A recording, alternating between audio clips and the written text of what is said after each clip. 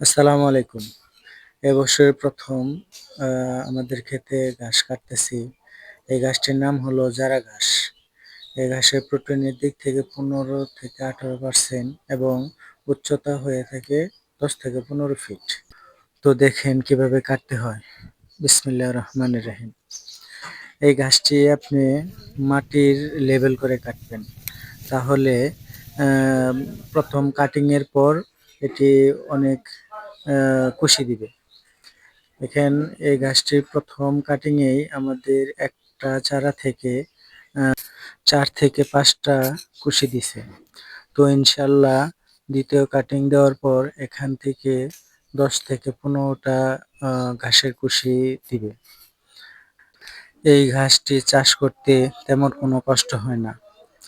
Cutting দেওয়ার পর ক্ষেতে পানি সেচ দিবেন এবং প্রয়োজন মতো সার প্রয়োগ করবেন।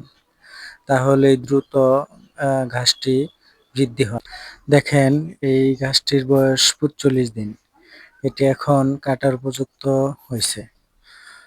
তাই আমি সাজেস্ট করব যারা নতুন খামার দিতে চান তারা ১ম এ এই ঘাসটি চাষ করবেন।